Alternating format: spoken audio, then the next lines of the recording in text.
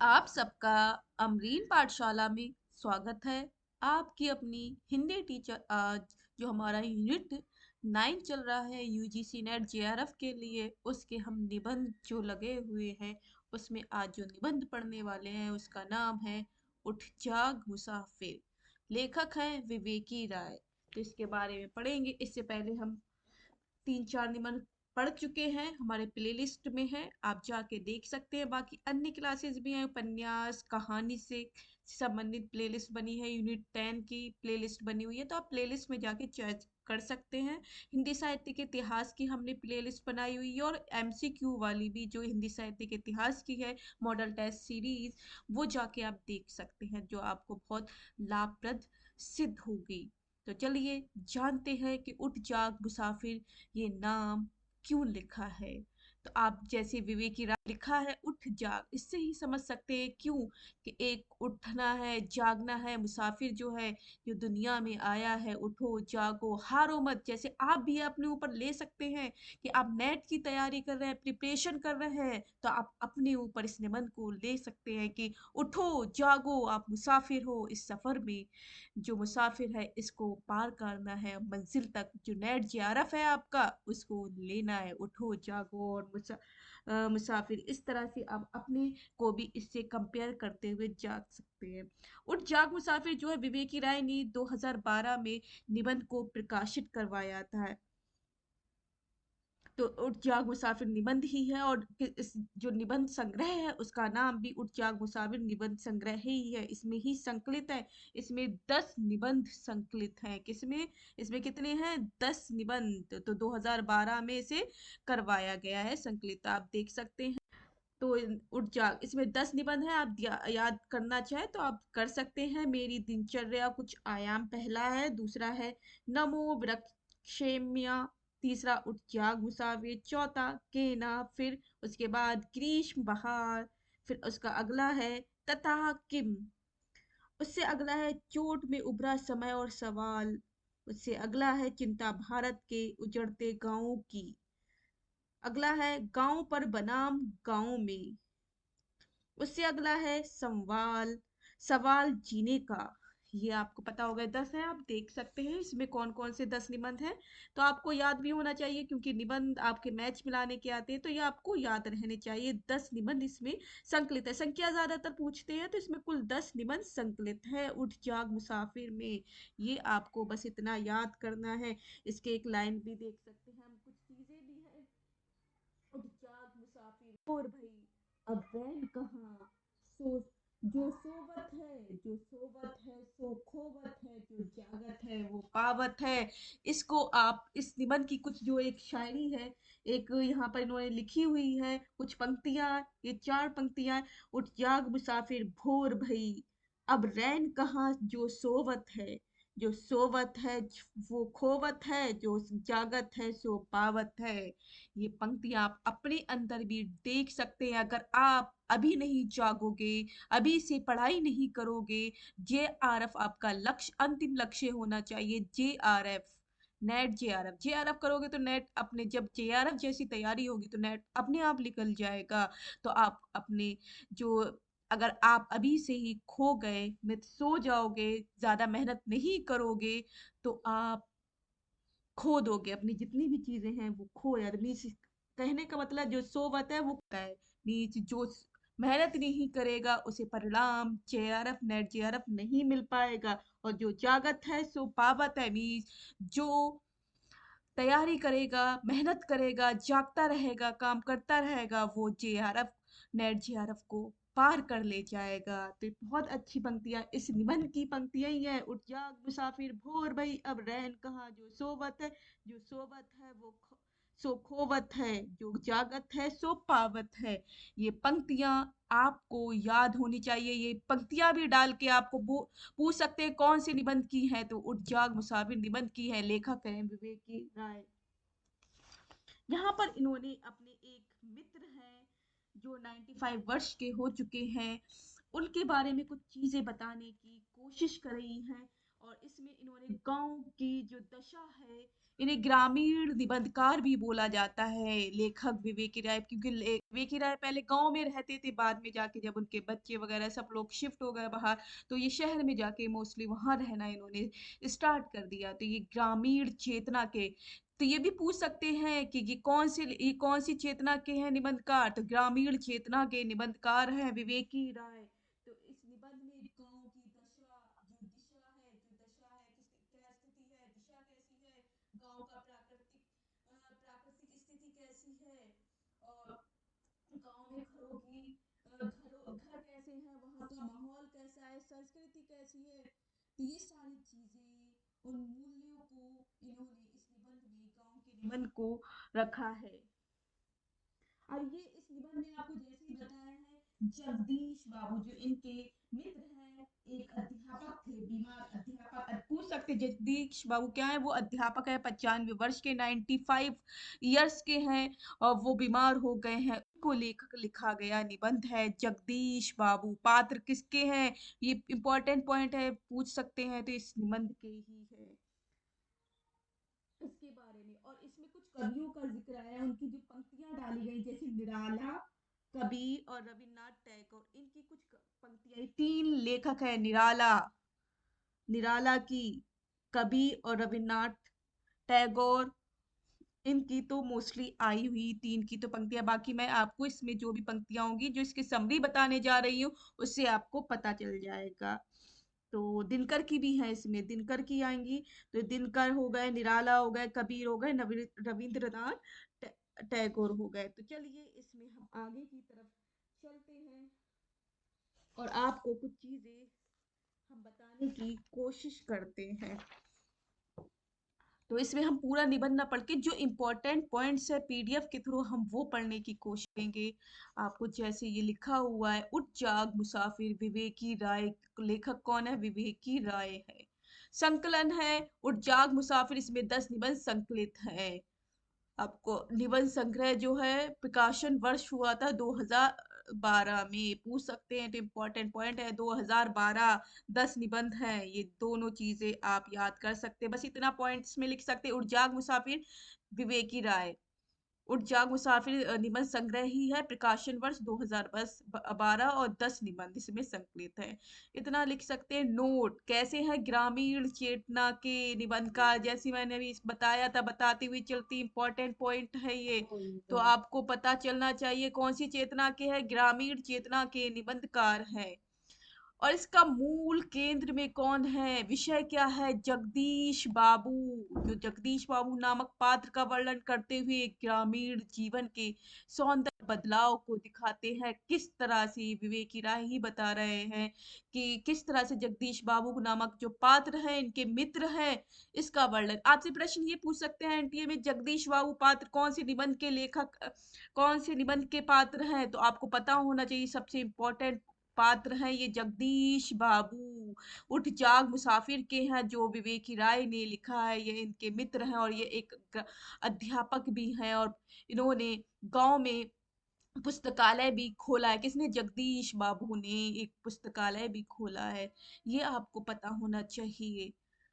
और लेखक अब पहले गांव में रहते थे, फिर वो लेखक जो है बनारस से गांव जा रहा थे। अब ये इनसे मिलने के लिए जाएंगे गांव में, वहां पर क्या क्या चीजें हो रही है वो हम आगे पढ़ेंगे। तो लेखक पहले गांव में रहते थे, लेकिन बाद में जाकर वो बनारस में बस गए थे, क्योंकि इनके दोस्त है जगदीश बाबू बीमार है, और अंतिम अवस्था में अब ये मिलने के लिए विवेक जो है अपने मित्र से मिलने जा रहा है, उन्हीं के ऊपर ये सारा निबंध इन्होंने लिख दिया है।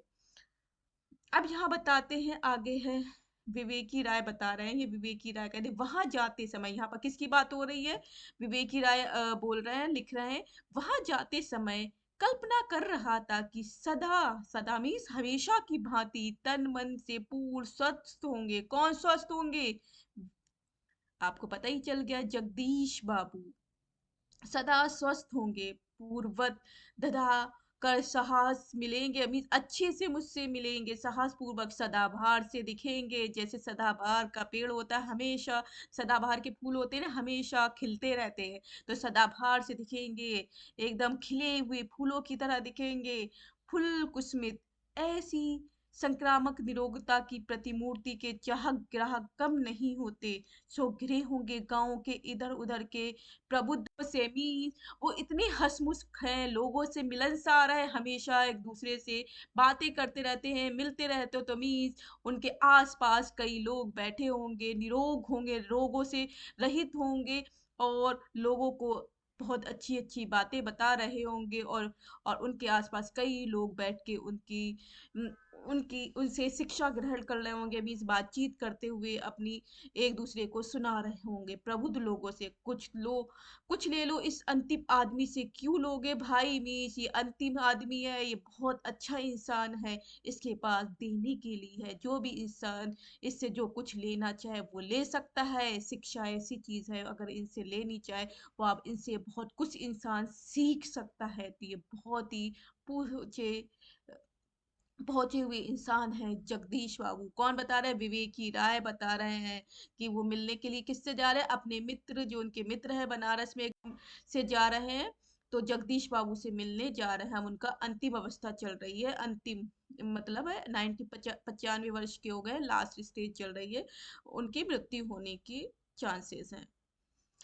कहाँ टिक रहे अनेक गुरु गंभीर जीवन अनुभव या चिंतन, निष्कर्ष तुम्हारी फटी झोली में। अच्छा मनोरंजन ही सही, मतलब यहाँ पूछ रहे हैं कि ये सारी बातें बता रहे हैं कितने जीवन अनुभव हुए, चिंतन हुए, निष्कर्ष निकल के आए हमारे पास।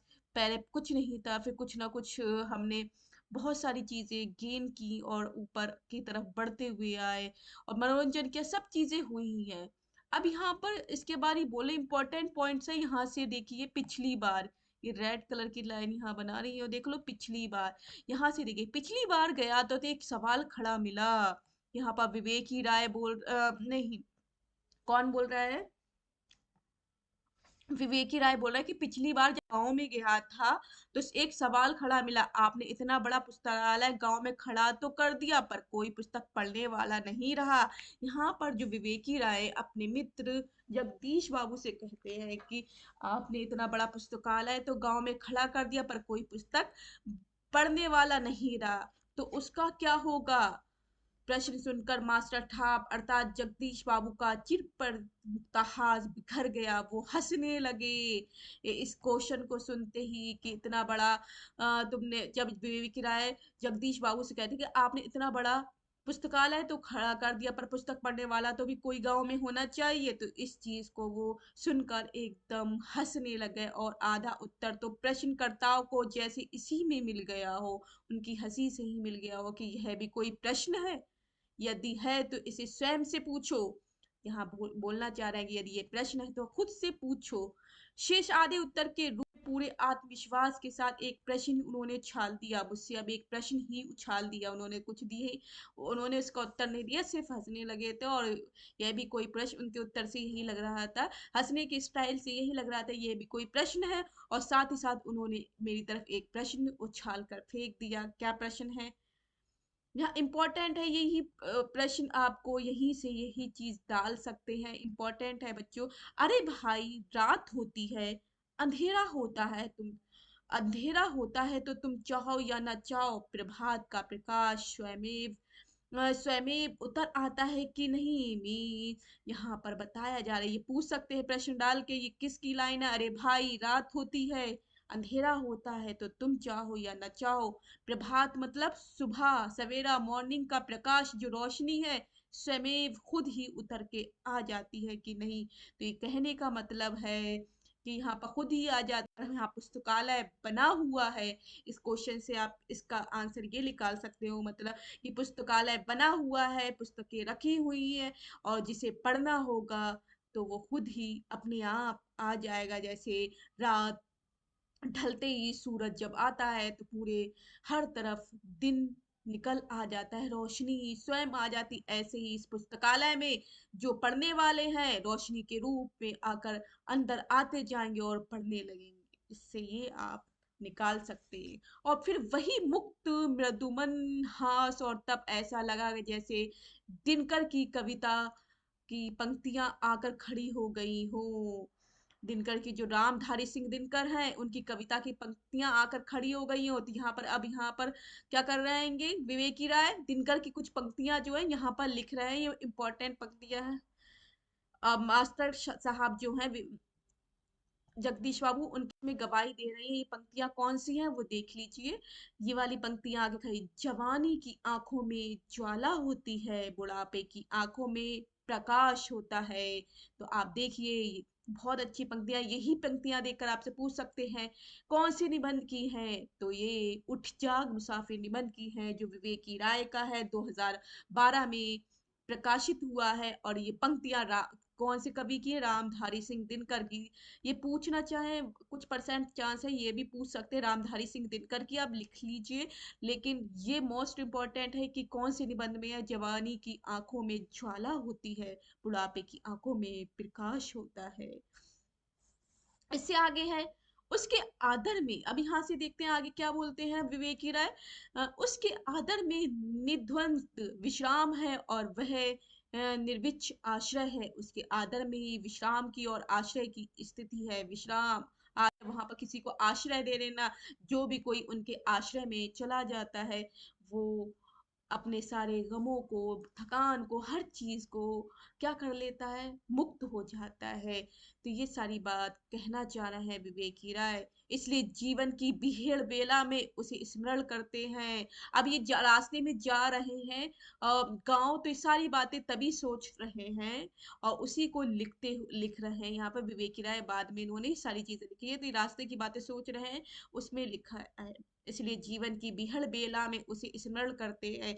जीवन के लिए जिसमें सब लोग अपने आप में, जीवन की जो बेला है, मेला लगा हुआ है, हम अपने आप में इतना मगन है कि लोगों को याद भी नहीं कर पाते। और जहाँ कुछ टाइम मिलता है तो कभी थोड़ा बहुत याद करते हैं। इसलिए जीवन की बिहड़ बेला में उसे स्मरण करते हैं। जो हम इतने, हमारे पास टाइम ही नहीं है फ्री टाइम, लेकिन हम किसी को याद कर रहे हैं थोड़ा सा टाइम लेकर के। इसी तरह किराए भी अब उस अपने जीवन की इस यात्रा में थोड़े से जो टाइम मिला है उसमें याद करने की कोशिश कर रहे हैं, स्मरण करने की कोशिश कर रहे हैं किसे, जगदीश बाबू को।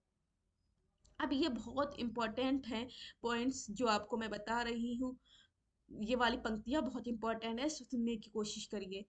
क्रूर कठिन संसार द्वारा झटक दिए जाने पर, जब धुंधल के धुंध में किसी अवांछित हाशिए पर पहुंच गए तो और उसे याद करें, उस आदर का स्मरण मात्र एक दुखर सहलाव है, सांत्वना का बल है, एक रोमांच है।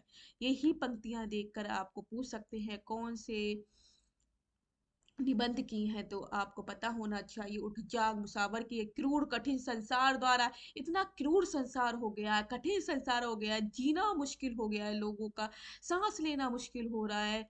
जाने जब लोग एक दूसरे से मिल नहीं पा रहे हैं, ऐसी हाशिए पे लोग पहुंच चुके हैं, आवंचित हैं लोग कुछ चीजें पाने के लिए भी। और इस समय को निकालते हुए लोग कैसे किसी को याद करें और किसे याद करें, हाशिए पे पहुंच गए तो और किसे याद के, उस आदर का स्मरण मात्र एक दुखर सहलाव है। और उस किसी की रिस्पेक्ट कर रहे कि बस मात्र याद करके ही रह जाते हैं। सातवाना का बल है, एक रोमांच है, इसी में एक रोमांच भी है।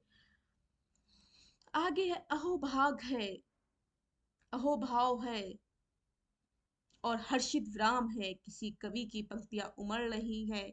अहोभाव मीन्स गोद में, गोद से है, गोद में है, गोद से, अहोभाव का मतलब गोद है। और हर्षित विराम है, किसी कवि की पंक्तियां उमड़ रही हैं। यहाँ पंक्तियां इंपॉर्टेंट पंक्तियां हैं, सुन लीजिए, किसी एक कवि की हैं। यहाँ माँ चंदन गंध है, माँ से आशय गांव है, माँ का क्या आशय है यहाँ पर, माँ का आशय गांव से लिया गया है। तो माँ चंदन की गंध है, माँ रेशम का तार है, बंधा हुआ जिस तार में सारा ही घर द्वार, यहाँ यहाँ वहाँ सारा जहाँ नाए अपने पाँव, माँ का आंचल से ही नहीं और कहीं भी छाँव। अब ये सारी पंक्तियां किसकी हैं, ये पंक्तियां हैं, पूछ सकते हैं आपको देके, इंपॉर्टेंट पंक्तियां देके किस निबंध की हैं, तो ये कौन से निबंध की आपको पता होना चाहिए? उठ जाग मुसाफिर की है कि माँ जो है, हमारी धरती माँ जो है प्राकृतिक सौंदर्य है, गाँव जो है चंदन की गंध है, वहाँ चंदन जैसी उसकी मिट्टी में, गाँव में की मिट्टी में जैसी कैसी होती चंदन की गंध आ रही है, सुगंध आ रही है, खुशबू आ रही है, माँ रेशम का तार है। और यही गाँव जो है एक रेशम जो होता है उसका तार एक धागा होता है, वैसे ये इस तरह से ये है बंधा हुआ, जिस तार में सारा ही घर द्वार, और इसी तार में गांव के जितने ग्रामीण घर है उसी तार में बंधे हुए उस रेशम के धागे में बंधे हुए है। यहाँ वहाँ सारा जहां नए अपने पाँव माँ की आंचल से ही नहीं और कहीं भी छाव। अगर आप गांव से कहीं दूर शहर में रहते हो तो माँ जैसा गांव जैसा आपको कहीं भी प्राकृतिक सौंदर्य देखने को नहीं मिलेगा। आजकल जो शहरों का माहौल हो रखा है, वहां आपको वैसी प्रकृति देखने को नहीं मिलती, वैसे रिश्ते देखने को नहीं मिलते, शहर में जाकर वैसे लोग देखने को नहीं मिलते जो जैसे गांव में आपको उस मिट्टी से सुगंध मिलती है। आगे बोलना चाहिए, बहुत इंपॉर्टेंट पंक्तियां यहाँ तक आप इसे ध्यान में रखेंगे। थके यात्री को अब ठहराव चाहिए, थका हुआ यात्री जो है उसे ठहराव चाहिए। अगर आप भी थक जाते हैं थोड़ा सा तो रहना चाहते, ऐसे ही थके यात्री को, जो इंसान है काम कर करके थक गया है, इतने साल गुजर गए हैं, उसे थोड़ा ठहराव चाहिए, विश्राम चाहिए, माँ के आंचल की छाँव चाहिए। जो गांव का अंचल है, ग्रामीण है, वहां की छाँव चाहिए, वहां का प्यार चाहिए। माता बिन आदर कौन करे। कुछ पंक्तियां हैं ना यहाँ पर, ये पंक्तियां भी देख के आपको पूछ सकते हैं क्या पंक्तियां हैं, आपको मैं पूरी पंक्तियां बोलने की कोशिश करूंगी। माता बिन आदर कौन करे, ऐसी ही पंक्तियां कुछ थी। 1 मिनट। हाँ, माता बिन आदर कौन करे, कुल मिलाकर यह निज घर वापस लौटने की लालसा है, पर घर की आपाधापी से, श्रम से छुट्टी मिले, दासत्व से छुट्टी मिले, आत्मगृह राजा रहे तो सानंद रहे। अब आप जैसे माता बिन आदर कौन करे, ये पंक्तियां भी देखे ऐसे पूछ सकती है। माता माता बिन आदर कौन करे, बरखा बिन सागर कौन भरे, राम बिना दुख कौन हरे। ये पंक्तियां लेकर पूछ सकते हैं कौन से निबंध में ली गई है। तो इंपॉर्टेंट पंक्तियां रहेंगी कि माता बिन आदर कौन करे, बरखा बिन सागर कौन भरे, और राम बिन दुख कौन हरे। ये आपकी किस निबंध से हैं? उठ जाग मुसाफिर निबंध से हैं। तो यहाँ पर बताया जा रहा है अब ये उनके घर पहुंचने वाले हैं विवेक की राय किसके, अपने मित्र जिनका नाम जगदीश बाबू है। ये केंद्र में जगदीश बाबू पात्र ही हैं पूरे, जिनके ऊपर ये पूरा निबंध ही लिख दिया है, ग्रामीण चेतना में लिखा गया ये निबंध है। स्वच्छ रहे तो सानंद रहे, देखा जो सुना और सोचा समझा और कुल मिलाकर जो जिया वह सब मोह भूल परमार्थ नहीं, और मोह सबल बंधन का मूला। इन्हीं सारी सारी व्याधियों में ग्रस्त दुखिया सब संसार है, दुखिया सब संसार है, उलटवासी में जीती है। लोगों ने कहा मास्टर साहब दुखिया सब संसार है। आपको पता होना चाहिए किसकी ये पंक्ति है, दुखिया सब संसार है। यहाँ पर आपको मैंने स्टार्टिंग में ही बताया था कौन कौन से कवि की पंक्तियां आ रही है, निराला की, कबीर की, रविन्द्रनाथ टैगोर, दिनकर, इन सब की पंक्तियां आ रही हैं। तो नाम पूछ ले कौन कौन सी कवि ये की पंक्तियां आई हैं, कवियों का जिक्र किया गया है। तो निराला, कबीर, रविंद्रनाथ टैगोर, दिनकर, इनका उल्लेख मिलता है। और इस निबंध में जीवन और मातृभूमि भी, जो हमारे गांव की मातृभूमि है, हमारा गांव है मातृभूमि है, उस पे प्रकाश डालने की कोशिश की गई है। बीमार है, लोगों ने कहा मास्टर साहब बीमार है, बीमार था, रोग ग्रस्त है, उन्हें रोग लगा हुआ है। अब ये गांव में पहुंचते हैं विवेक की राय, और उन्हें पता चलता है लोगों से कि जो जिनके बारे में सोच रहे थे 1 साल पहले मैं देख के गया था ये भी अभी हट्टे कट्टे स्वस्थ होंगे, लेकिन जैसे ही वो 1 साल बाद अपने गांव आते हैं तो वो अपने मित्र जगदीश बाबू से मिलते हैं तो उन्हें लगता है, पता चलता है वो अस्वस्थ है, रोगग्रस्त है। अभी कुछ माह पूर्व तक आँख कान दिल दिमाग, चलना फिरना, हंसना बोलना, खाना पीना और व्यवहारिक जीवन जीना दुरुस्त था सारी चीजें। कुछ महापूर्व ही की तो बात है, बोल रहे हैं कि उनकी आंख, कान, दिल, दिमाग, चलना फिरना जो था, हंसना बोलना, खाना पीना और व्यवहारिक जीवन मीन्स लोगों के साथ बातचीत करना, व्यवहार करना, ये सारा चीज दुरुस्त था, मीन्स अच्छा था। तो समझ लिया तंदुरुस्त है। तो क्या समझ लिया कि सब तंदुरुस्त है? वह तंदुरुस्त नहीं है, उनके अंग काम नहीं करते हैं। अब पर इम्पोर्टेंट कुछ एक पंक्ति है, अब देख लिए, कोई भी व्यक्ति नहीं है वह उसके भीतर उसका संचालक नियामक बनकर बैठा है। ये पूछ सकते हैं कौन से पंक्ति, ये पंक्ति कौन से निबंध की है कि कोई भी व्यक्ति नहीं है वह उसके भीतर उसका संचालन नियामक बनकर बैठा है। ये पंक्ति देकर पूछ सकते हैं किसकी है, ये याद होनी चाहिए, आप लिख सकते हैं। सुहावन पावन जैसा वह आवास उदास था, जैसे सुहावना मौसम होता है, हर तरफ चारों तरफ मौसम अच्छा होता है, फूल खिले होते हैं, हवा चल रही थी, सुहाना मौसम है, जैसा वह आवास उदास था, अब पतझड़ जैसा हो गया है, वीरान जैसा हो गया, उदास है। उधर मैं अपनी सोच में डूबा था कि मैं सोच रहा था कि कैसी खबर मिल गई कि मेरा जो दोस्त है वो इतना ज्यादा शिथिल बीमार हो गया। उधर कई लोग वहां पहुंचकर जगाने लगे मेरे दोस्त जो 95 वर्ष के हो चुके हैं, जगदीश बाबू को जगाने लगते हैं। अब ये उनके घर पहुंच जाते जगदीश बाबू के घर, तो अब कह रहे हैं, कुछ लोग बोलते हैं, बाबा बाबा ये देखिए आपसे मिलने कौन आए हैं। कोई बोल रहा है कि बाबा बाबा यह देखिए आपसे मिलने कौन आए। आंखें खोलकर मेरी ओर देखते हुए उन्होंने क्या, शरद चंद्र जी बैठ जाइए। अर्थात वे मुझे पहचान न सके, वो समझे कि शरद चंद्र जी आए। शरद चंद्र उनके प्राचार्य का नाम था, जो उन्होंने स्कूल खुलवाया था, गांव में स्कूल खुला हुआ था, उसके जो प्राचार्य थे उनका नाम था। अर्थात वे मुझे पहचान नहीं पाए, वो समझे कि शरद चंद्र जी है। बहुत कड़वा सत्य था, मगर भीतर बेचैनी होने लगी। ये क्या हुआ, ये मुझे पहचान नहीं पा रहे हैं। आपने भी देखा होगा, जो बूढ़े लोग होते हैं, आप दादा नानी जो लोग होंगे, आपने देखा होगा, आसपास अपने भी देखते होंगे, जो बूढ़े लोग हो जाते तो उनकी जो याद करने की शक्ति, पहचानने की शक्ति, आंखों की शक्ति, ये सारी कानों की सुनने की शक्ति कमजोर होने लगती है, दिखाई देना कम होने लगता है, पहचानना मुश्किल हो जाता है धीरे, क्योंकि आंखें कमजोर हो रही है, आईसाइट वीक होने से वो पहचान नहीं पाते हैं, और कभी कभी भूल भी जाते हैं कौन इंसान है, शक्ल याद नहीं रहती। ऐसे ही लोगों की स्थिति हो जाती है, बुढ़ापा है कि ये एक ना एक दिन सबको ही आना है। बहुत कड़वा सत्य था, मगर भीतर ही बेचैनी सी होने लगी। सामने वही तो है, पर यह कौन बोल रहा है? ये सामने तो वही है जो पहले के इंसान थे, सबसे घुलते मिलते मिलनसार थे। अब ये कौन बोल रहा है? कितना क्रूर कठोर और दुर्दम है, मतलब कितने कितनी बेचैन करने वाले इनके शब्द हैं। मुझे कितना अजीब लग रहा है इनको सुनकर। ये मुझे पहचान भी नहीं पा रहा है। बुढ़ापे में लोगों की स्थिति कैसी हो जाती है, ये सारी चीजें यहाँ बताने की कोशिश की जा रही है। विवेकी राय बताते हैं, कितना क्रूर कठोर और दुर्दम है समय के हाथों इस प्रकार झटका दिया जाना, कि समय के साथ लोग कैसे कहाँ से कहाँ पहुंच जाते हैं।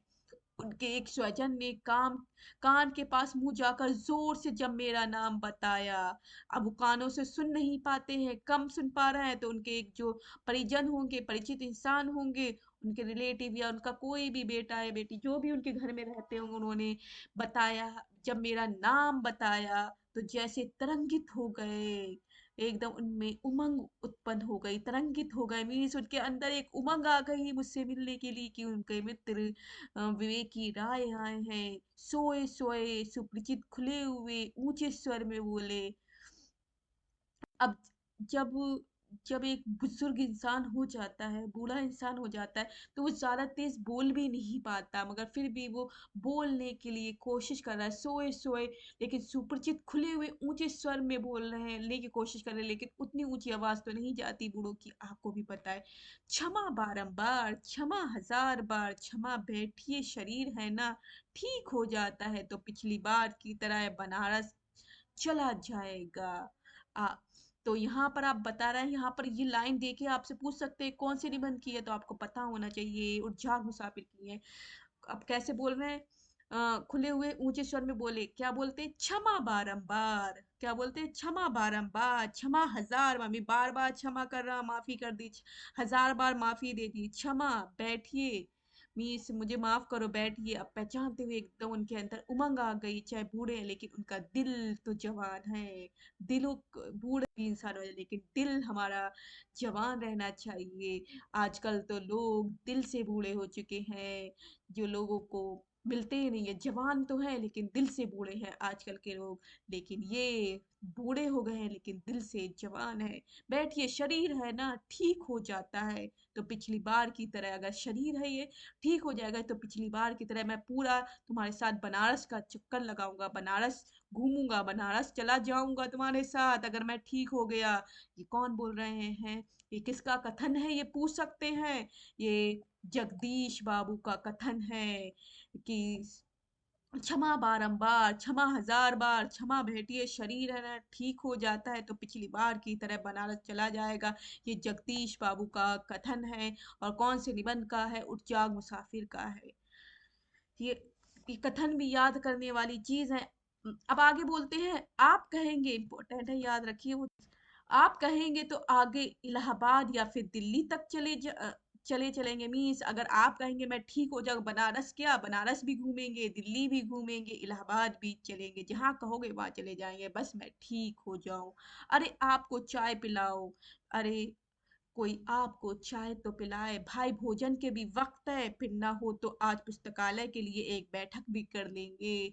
मतलब इतने ज्यादा खुश हो जाते, जो एकदम जर्जर बूढ़े इंसान हो चुके हैं, वो अभी तक बिल्कुल कैसे थे, एकदम लेटे हुए थे, पहचान नहीं पा रहे थे, लेकिन जैसे ही अपने मित्र विवेकी राय का नाम सुनते हैं तो वो एकदम खिल उठते हैं उनके अंदर। चाहे शरीर से तो कमजोर हैं, जर्जर है, लेकिन मन से एकदम प्रफुल्लित हो जाते, और कहते कहाँ अपने दोस्त को बैठा ले, कहाँ उसे चाय पिलाएं, क्या किया जाए, उनको भोजन कराया जाए, सब कुछ का समय हो चुका है। और पुस्तकालय जो उन्होंने गांव में बनवाया उसके लिए बैठक कर लेंगे।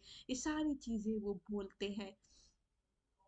बोलते बोलते एकदम चुप हो गए, लगा कि बोलने में कठिनाई हो रही है, बूढ़े इंसान है, ज्यादा बोलेंगे तो कठिनाई तो होगी।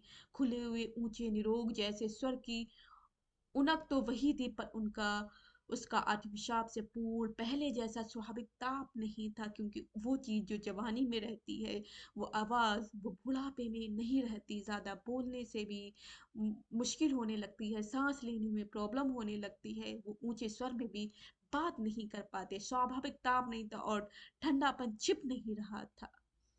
ये सारी बात लेखक सोच रहे हैं, बोलते बोलते एकदम चुप हो गए, लगा कि बोलने में कठिनाई हो रही है। खुले हुए ऊंचे निरोग जैसे स्वर की उनक तो वही थी, उसका पर उसका आत्मविश्वास से पूर्ण पहले जैसा स्वाभाविक ताप नहीं था और ठंडापन छिप नहीं रहा था। ये लेखक बोलते हैं।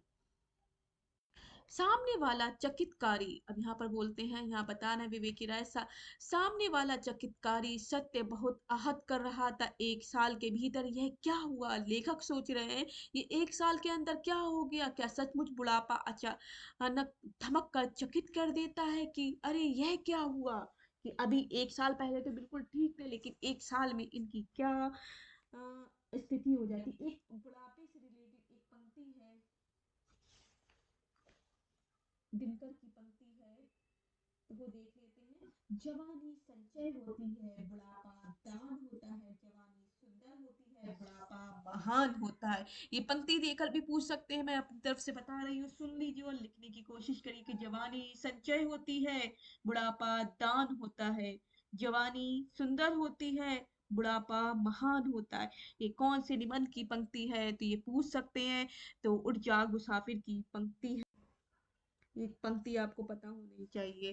तो यहाँ पर वही चीज पूछ रहे हैं कि ये क्या हुआ, सचमुच बुढ़ापा अचानक धमक कर चकित कर देता, अरे यह क्या हुआ। अब यहाँ बताने की कोशिश कर रहे हैं कि राष्ट्रीय स्तर की एक विद्या मंदिर के इस तेजस्वी शिक्षक गांधीवादी चिंतन और जीवन शैली में आजीवन रसे भरे सदाबहार स्वास्थ्य के लिए प्रसिद्ध ग्राम मनीषी तथा सुरुचिपूर्ण सुवेश में सदा साहस मिलने वाले इस समाज सेवी को ऐसे बेहाल कैसे देख रहा हूँ। यहाँ विवेक की राय बता रहे हैं कि जगदीश बाबू कैसे थे, राष्ट्रीय स्तर के नेशनल लेवल के एक विद्या मंदिर के एक तेजस्वी शिक्षक थे, एक गांधीवादी चिंतन के थे और वैसे गांधीवादी चिंतन और जीवन शैली जिया करते थे, उसी में ही रहते थे, स्वस्थ थे और प्रसिद्ध फेमस अपने ग्राम के मनीषी आचार्य होते उस तरह से थे और अच्छे से रहते थे। उनके अंदर कितना साहस भरा हुआ था, समाज सेवक थे और ऐसे इंसान को मैं आज कैसे बेहाल देख रहा हूँ। लेकिन बेहाल कैसे, समता समता यही नियति है, शायद यही नियति और जिजीविषा का संघर्ष है कि जिस इंसान को पैदा होके पैदा होना है तो मृत्यु भी एक दिन आनी ही आनी है, यही जीवन का संघर्ष है। अभी यात्राएं करनी है और पुस्तकालय के भविष्य को संभालना है, इन्हें तो अभी बहुत सारी यात्राएं करने हैं। अभी तो इन्होंने जो पुस्तकालय का निर्माण किया है उसका भी तो भविष्य संभालना है। उसे अगर वो जिंदा रहेंगे तो अच्छे से इस पुस्तकालय का भविष्य को भी संवार सकते हैं। जगेतर मांझ खने दड़ाइयाँ बाज इबी सौंदर्य बसी, मकान जर्जर होने से क्या मकान मालिक जवान है। मकान मरतमीज अगर विवेकी राय बूढ़े हो गए हैं तो क्या हुआ, उनका दिल जवान है। मकान मालिक जवान है तो मतलब है उनका दिल जवान है। इंपॉर्टेंट पंक्ति है, यही पूछ सकते हैं मकान जर्जर होने से क्या है मकान मालिक जवान है। ये किसकी पंक्तियां हैं, ये आपको पता होना चाहिए। किस निबंध की है, उज्जाग मुसाफर की है। मकान जर्जर होने से क्या मकान मालिक जवान है। वह इस सुंदर संसार को और सुंदर बनाने के लिए जिएगा, यहाँ खड़े होकर बंशी बजाएगा। हाय रोग, हाय दैया, हाय दया करे, उसकी बलाए नहीं। वह रोएगा धोएगा नहीं, पड़ा रहेगा शांत मौन, कोई शिकवा शिकायत नहीं। ये सारी चीजें ये बोलना चाह रहे हैं। किस तरह का समय आ गया है, विवेक की राय बोल रहे हैं मकान जर्जर होने से क्या मकान मालिक जवान है। विवेक राय के बूढ़े होने से क्या हो गया, उनका दिल तो अभी भी जवान है। आप लोग भी अपने दिल को जवान रखिए और आप बस यही अंदर आत्मविश्वास पैदा रखिए कि आप जेआरएफ ले सकते हैं, नेट की परीक्षा पास कर सकते हैं। मेहनत करने से कोई भी काम आसान हो जाते हैं, सारी मंजिलें मिल जाती हैं। इसलिए आप भी अच्छे से ये पूरी जो भी नेट की जो मैं प्लेलिस्ट बना रही हूँ सारे के सारे निबंध यहाँ पर आपको एक जगह मिलेंगे, इसी इनको भी देख लेंगे, अच्छे से पढ़ लेंगे इन्हें ही तो आप 100 जरूरी नहीं है कि आपको पूरे 150 क्वेश्चन करने हैं। वहां पर इतना कर लिए, जेआरएफ अगर क्वालिफाई करना है तो 50 क्वेश्चन भी गलत गए तो 100 तो बचते ही हैं। आपको अपना वहां पर फर्स्ट पेपर और सेकंड पेपर अच्छे से करना है। अगर जिसे नेट क्वालिफाइड करना ही है, सिंपल कि नेट ही हो जाए, जेआरएफ नहीं हो रहा है, तो उसके लिए बस इतनी मेहनत करना है। जो पढ़ाया जा रहा है आपको चैनल पर उसे अच्छे से करिए तो आपका 100% वहां पर नेट और जेआरएफ निकल जाएगा। अपने प्रिय कवि कबीर साहब की तरह बेहद बेहद के मैदान में सोए है। अपने प्रिय कवि, उनका कवि कौन है, कबीर का नाम लिया गया है। बेहद का मैदान में सोया है, कुछ निरंतर हो रहा है, क्या हो रहा है, शायद सुमिरत भजन। आश्चर्य इधर मैं उनके एक स्वजन से उनकी अप्रत्याशित अवस्था के विषय में जानकारी ले रहा था। अब उनके एक परिचित इंसान थे तो उनके उनका स्वजन जो भी थे, उनके घर वाले, उनसे जो है अच्छे इंसान से उनके बारे में जानकारी ले रहा था कि इन्हें क्या बीमारी हो गई, कैसे हो गए 1 साल में। तो ये सारी चीजें पूछ रहे हैं और इधर उधर अपनी मौज में जैसे मुझे सुना रहे हो, फिर चहका कर कि कुछ भोजन में माता बिन आदर कौन करे, बिरखा बिन सागर कौन भरे, राम बिन कौन दुख कौन हरे। इम्पोर्टेंट पंक्ति है, ये पूछ सकते हैं मोस्ट इम्पोर्टेंट। तो ये कौन से निबंध की हैं तो पता होना चाहिए। विवेक की राय के निबंध उज्जाग मुसाफिर की राम बिन दुख कौन हरे, इससे कंफ्यूज नहीं करे होंगे कि आप मेरे राम का मुकुट भीग रहा है, उसकी है नहीं। राम बिन दुख कौन हरे, माता बिन आदर कौन करे, ये उज्जाग मुसाफिर की है। तराने पर विराम लगा तो मैं सामने हाथ जोड़कर खड़ा हुआ, अब चलने की आज्ञा दीजिए। अब यहाँ पर क्या कह रहे हैं कि तराना बंद हुआ, गाना बंद हुआ ये पंक्तियों का। तो फिर मैंने बोला तराना मतलब गाना को, जो गीत गा रहे थे, गीत को अब चलने की आज्ञा दीजिए, मुझे जाना है। तो अपने साहित्यिक, अच्छा, तो आपने साहित्यिक बोला कि अच्छा, अगली बार जल्दी पुस्तकालय पर 24 घंटे का हरि कीर्तन कराया जाए। मीन्स अगली बार आओगे तो 24 घंटे का मैं हरि कीर्तन पुस्तकालय पे कराया जाएगा। वही वही मुद्रा, वही अंधबुद्धि आंखें, वही निर्भाव से चौकी पर लेटे लेटे बोलना। वो चौकी जो है एक बेड बना हुआ है, उस पे लेटे हुए बोल रहे थे, धीरे धीरे बोल रहे थे, अगली बार आओ तो 24 घंटे का पुस्तकालय में हरि कीर्तन होगा। जैसे किसी और नहीं, स्वयं से बोल रहे, ऐसा लग रहा था मैं सिर्फ स्वयं से बोल रहे हो। आत्मलीन आत्म संबोधन। अब मैं कुछ बहुत हैरान हूँ, अब मैं बहुत ज्यादा हैरान हूँ। यहाँ पर विवेक की राय बोल रहे थे, इस राम नाम लड्डू सुमिरन भजन हरि कीर्तन और राम बिन दुख कौन हरे वाली धार्मिक लाइन पर कभी उन्हें इस प्रातिभाव से देखा नहीं। फिर दुख हरने में माता की सनातन भूमि का स्मरण, उनके जीवन और चिंतन शैली को देखते ये बातें बेमेल पड़ गले से उतर नहीं रही थी। कैसी धार्मिक कीर्तन जैसी बातें करने लगे। उन्हें भी शायद अब लगने लगा कि मेरा समय नजदीक है, तो मुझे भी भगवान की कीर्तन जैसी इस तरह की धार्मिक बातें बोलनी चाहिए। शायद यही इंसान है, यही दुनिया है, पता नहीं कब किसको क्या हो जाए। तो क्या मान ले कि यह हारे का हरिनाम वाली स्थिति है? मगर हारे कहाँ है, अभी तो मन जवान है। ये तो हारे का हरिनाम नहीं है। कहते हैं हारे का हरिनाम वाली स्थिति है, मगर ये हारे नहीं है, इनका मन तो जवान है, अभी प्रफुल्लित है। बूढ़ा होने से क्या है, शरीर बूढ़ा होने से क्या, मन तो जवान है, लड़ रहा है। मन तो जवान है, लड़ रहा है, पुस्तकालय की मीटिंग कर रहा है, यात्राएं कर रहा है, सारी बातें कर रहा है, तो मन तो जवान है। मन के हारे हार है, मन के जीते जीत। तो यहाँ तो जीत ही जीत है, तब भला तो अंत भला तो सब भला। ये पूछ सकते हैं, मन के हारे हार है, मन के जीते जीत, तो यहाँ तो जीत है और अंत भला तो सब भला। किस पंक्ति की किस निबंध में ये पंक्ति आई है, तो ये पता होना चाहिए आपको। ये उठ जाओ मुसाफिर में आई है। आगे बोलते हैं विवेकी राय, यात्रा के इस पड़ाव को इष्टतम स्थिति है और आदि व्याधि सहित मौत को पछाड़कर आदमी अपनी मौज में दहाड़ता है। नहीं, यहाँ पराजय का अस्तित्व नहीं है। नहीं, यहाँ पराजय का अस्तित्व नहीं है। पूछ सकते हैं, ये इंपॉर्टेंट लाइन, यात्रा के इस पड़ाव की यह श्रेष्ठतम स्थिति है और आदि व्याधि सहित मौत को पछाड़कर आदमी अपनी मौज में दहाड़ता है। लोग कहते हैं उसे पता ही नहीं है, लोगों से लड़ाई झगड़ा कर रहे हैं, कुछ लोग अपने लोगों को इधर से उधर करते हुए आगे बढ़ रहे हैं, भूल जाते हैं कि आगे मौत भी है। लेकिन कुछ लोग मौत को पछाड़ कर अपनी और मौत को भी पछाड़ देते हैं, अपने दिल को जवान रखते हैं। तो मौत को पछाड़ कर आदमी अपनी मौज में दहाड़ता है। नहीं, यहाँ पराजय की अस्तित्व नहीं है। कहाँ किसी अपनी बीमारी या किसी डॉक्टर या स्वजन की चर्चा हो रही है। स्वतंत्रता संग्राम के दिनों में लोग एक गीत गाया करते थे, भगवती चरण शर्मा का गीत है, ये आप देख लीजिए किसका है। हम दीवाने की क्या हस्ती है, आज यहाँ कल वहां रहे, मस्ती का आलम साथ चला, हम धूल उड़ाते जहाँ चले। और अब लग, ये वाला पूछ सकते हैं भगवती चरण वर्मा का, हम दीवाने क्या है, हम दीवानों की क्या हस्ती है, आज यहाँ कल वहां रहे। मीन्स हम दीवानों की क्या हस्ती है, आज यहाँ कल वहां रहे, मस्ती का आलम साथ चला, हम धूल उड़ाते जहां चले।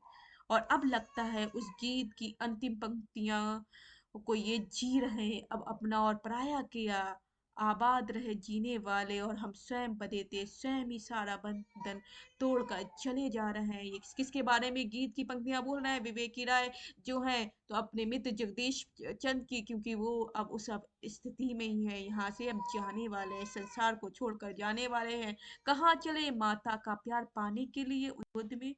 माँ तो पहले ही चली गई माता का प्यार पाने के लिए गोद में, मगर वह तो बहुत पीछे ही छूट गई, बहुत पहले ही चली गई। जन्मदात्री माँ की गोद अब असंभव है, जो जन्मदात्री माँ है उनकी गोद तो अब असंभव है, वो पहले से ही यहाँ से जा चुकी है। संभव है उनकी भारत माता की गोद, अब तो संभव है सिर्फ भारत माता जो है उनकी गोद ही संभव है, प्रकृति माता की गोद संभव है। भारतवासी इंपॉर्टेंट पंक्ति है ये, यहाँ पर देख लीजिए ये, भारतवासी कितने सौभाग्यशाली हैं और हमारी संस्कृति कितनी समृद्ध है कि आदर प्यार और दुलार सहित जीवन दात्री हमारी माताओं की विस्तृत सूची है। जीवन दात्री जो हमारी माता है, प्रकृति है, भारत माता है, वो विस्तृत सूची है, भारतवासी है, भारत माता है, सौभाग्यशाली है, संस्कृति कितनी समृद्ध है, यहाँ पर कितना आदर और प्यार मिलता है, दुलार मिलता है, यही भारत माता है। तो ये भारत माता गंगा गीता गायत्री और धरती सहित अनेक देवी देवताओं को अधिक पवित्र सेनाएं माता शब्द से जोड़ती हैं। ये संज्ञाएं जो है, संज्ञाएं मतलब है नाम जो है, ये गंगा गीता गायत्री और धरती सहित अनेक देवी देवताओं की अधिक पवित्र संज्ञाएं माता शब्द से जोड़ती है। ही माता बहुत अच्छी माता है।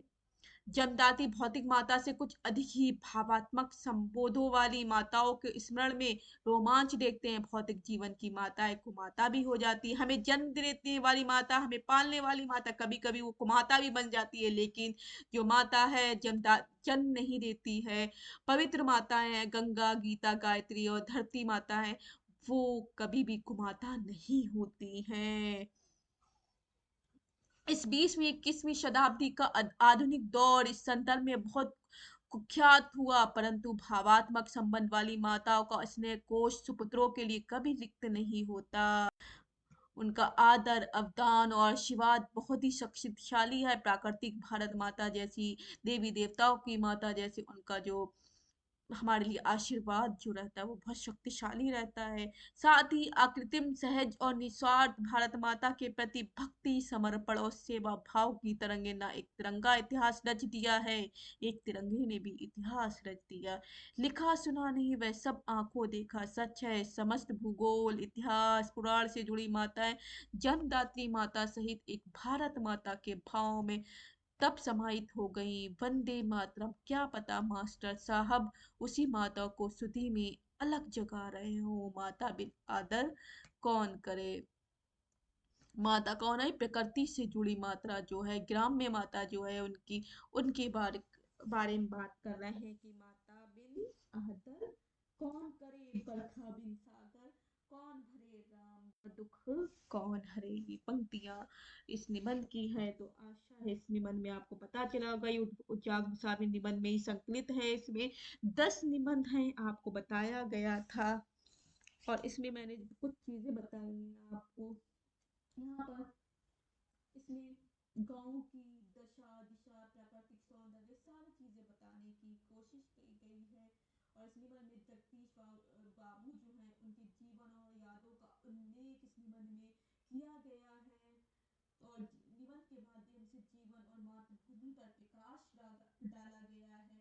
और निराला कबीर तथा रविन्द्रनाथ टैगोर इन सब की पंक्तियों को यहाँ पर इन्होंने लिया है। तो ये ही पूरा निबंध है, ये बहुत अच्छा। अब यहाँ पर जैसे इनके लिए कुछ पंक्ति, एक और गीत पंक्तियां ली उसी गीत की कि अब अपना और पराया किया आबाद रहे, जीने वाले हम स्वयं बने थे और स्वयं ही सारा बंधन तोड़ के चल दिया। अंत में यही बोलना चाह रहे हैं कि हम अपना और पराया, अब अपना और पराया किया आबाद रहे, जीने वाले हम स्वयं बने थे और स्वयं ही सारा बंधन तोड़ कर चल गए। ये सारी पंक्तियां इसी चीज की है। उठ जाग मुसाफिर भोर भई, अब रैन कहाँ, जो सोवत है जो सोवत है सो खोवत है, जो जागत है वो पावत है। ये सारी पंक्तियां आपको यहाँ मिल जाएंगी। तो आशा है ये आपको निबंध बहुत ज्यादा पसंद आया होगा, जिसमें उठजाग मुसाफिर निबंध है। और इसमें आपको इस निबंध के बारे में विवेक की राय ने प्राकृतिक सौंदर्य से संबंधित सारी चीजें यहाँ पर बताने की कोशिश की है। तो हम इसी तरह से अगले निबंध में मिलेंगे, तब तक के लिए bye bye, take care, have a nice day. जहाँ रहें खुश रहें आबाद रहें। जय हिंद जय भारत।